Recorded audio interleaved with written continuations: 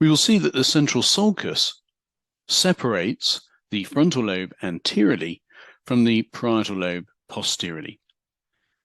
The gyrus immediately in front of the central sulcus is the precentral gyrus, which has motor function for the contralateral side of the body.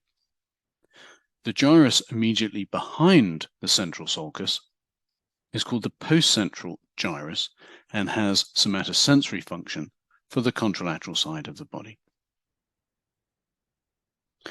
By better identifying the central sulcus, one may more accurately depict where the true pathology lies, rather than, for example, using a blanket expression of fronto-parietal region. Let's recall that the frontal lobe is separated by two sulci, the superior frontal sulcus and the inferior frontal sulcus, into three gyri: the superior frontal gyrus, middle frontal gyrus, and inferior frontal gyrus. And if we were to label this diagram, we would see the superior frontal sulcus, inferior frontal sulcus, superior, middle, and inferior frontal gyri. The lower limit of the inferior frontal gyrus is the Sylvian fissure, or the lateral sulcus, and the lateral sulcus separates, on this diagram, the frontal lobe superiorly from the temporal lobe inferiorly. We may identify the central sulcus on axial section using several methods, and we'll have a look at three particular ones: the L sign, the omega or epsilon sign, and the bracket sign, and we'll take them in turn. Starting with L sign, this is formed when the superior frontal sulcus meets the precentral sulcus. If we look on the left cerebral hemisphere, we can see clearly the superior frontal sulcus extending posteriorly, meeting the precentral sulcus. The next sulcus back is the central sulcus, meaning that the gyrus in front is the precentral gyrus, motor function. The gyrus behind is the postcentral gyrus, somatosensory function.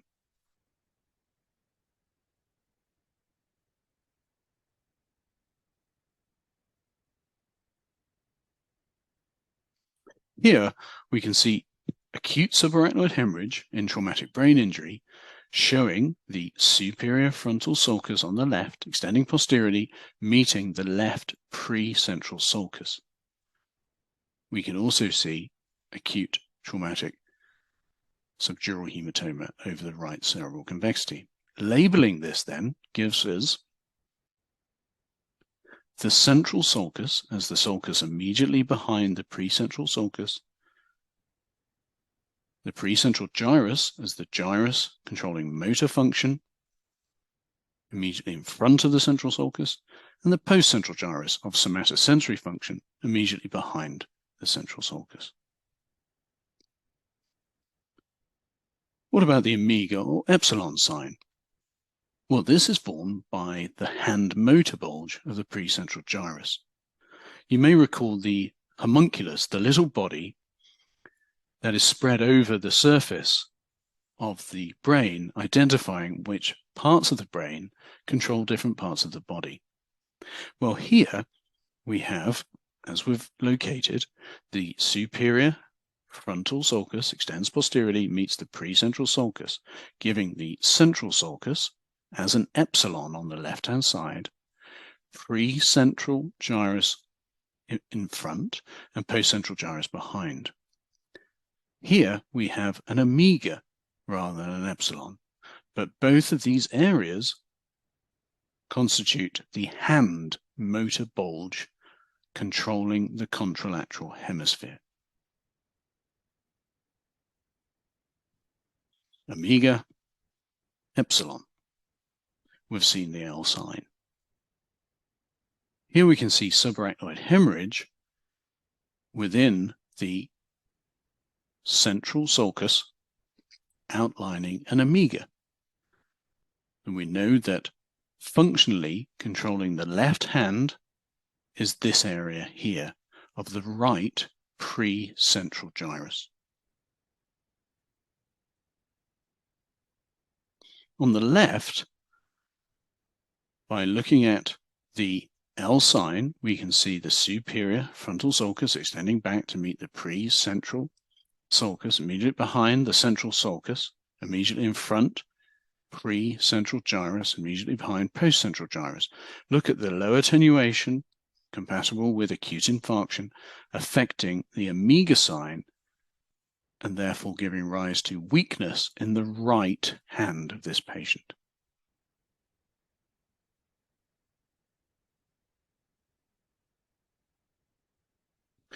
In this classic depiction of amyloid angiopathy, where the patient has multiple microhemorrhages seen as signal dropout on this susceptibility-weighted imaging, and where patients also have repeated surface sulcal hemorrhage, one can have an outline of the different anatomy. If we pause here, on the right, we can see the right superior frontal sulcus extending back to the right precentral sulcus, meaning immediately behind that is the precentral gyrus, right central sulcus giving an epsilon sign, and then immediately behind this, the right post-central gyrus. That leaves us with a bracket sign. The bracket sign is here and is formed by the marginal sulcus. By identifying the marginal sulcus, one can move forward one to the next sulcus, and that is the central sulcus. Identifying the marginal sulcus, the bracket sign, go forward one, central sulcus. Let's run through this from the vertex caudally to see how the central sulcus moves more anteriorly as one moves down. We've identified what looks to be a bracket. This is the marginal sulcus. We go forward one. This is the central sulcus. As we scroll down, we can pause. We still see the bracket sign of the marginal sulcus. We go forward one, and we have the central sulcus. Pause here, marginal sulcus, bracket sign, go forward one. We're on the central sulcus on the right, and we're outlining an omega sign. Further down, we can see marginal sulcus at the bracket sign, go forward one, central sulcus. Now look how far forward that central sulcus has moved. Marginal sulcus, forward one, still in the central sulcus.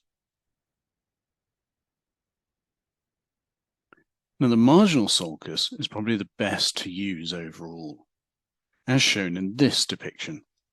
If we identify the marginal sulcus here on this axial T2 imaging, we go forward one, this is the central sulcus. If we were to use the L sign, one would have come back along the right superior frontal sulcus and stopped.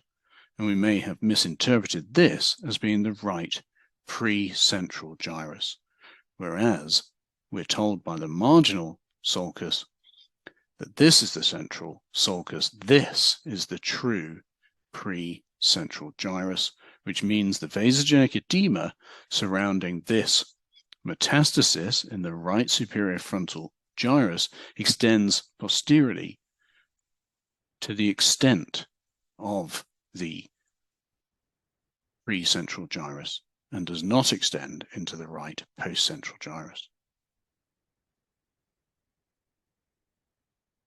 Marginal sulcus, forward one, central sulcus, that's the precentral gyrus.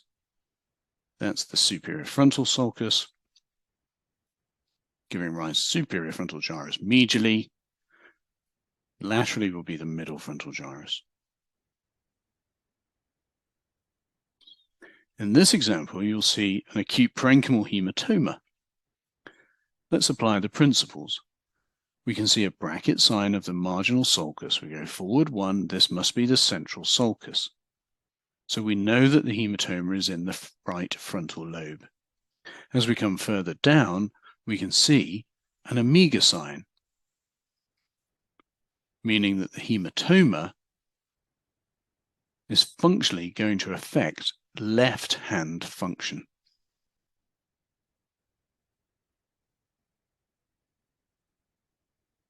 So, can we do better than saying that this glioma is in the left fronto-parietal region? We can see the marginal sulcus.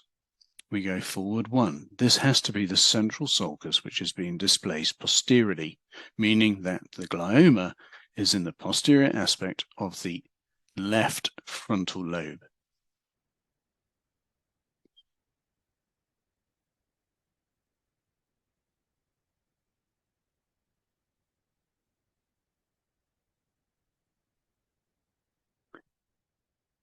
Here's a melanoma metastasis giving rise to left leg weakness. Let's find out why. We identify the marginal sulcus. We go forward one. This is the central sulcus, meaning this is the postcentral gyrus.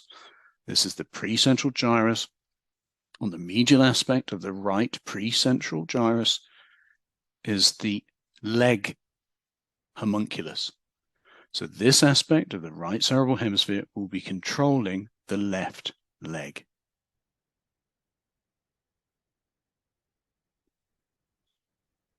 Whereas this DNET, applying the same principles, we have the marginal sulcus, forward one. This is the central sulcus, meaning that the tumor is in the post-central gyrus.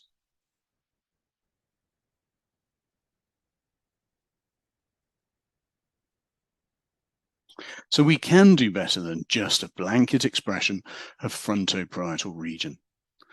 But sometimes there are true fronto-parietal lesions, as in this case.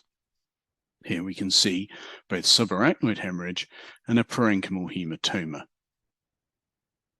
Let's come back up. We identify the marginal sulcus. We go forward one. This is the left central sulcus containing acute subarachnoid hemorrhage. In front of that is the left precentral gyrus. Posterior to that is the left postcentral gyrus, meaning the hematoma is both in the left frontal and in the left parietal lobes, a true fronto-parietal lesion.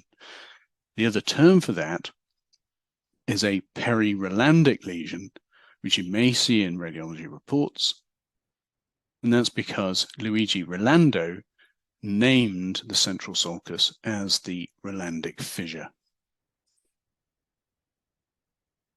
So in summary, we've used three particular signs, the L sign, the omega or epsilon sign, and the marginal sulcus to identify the central sulcus on axial imaging.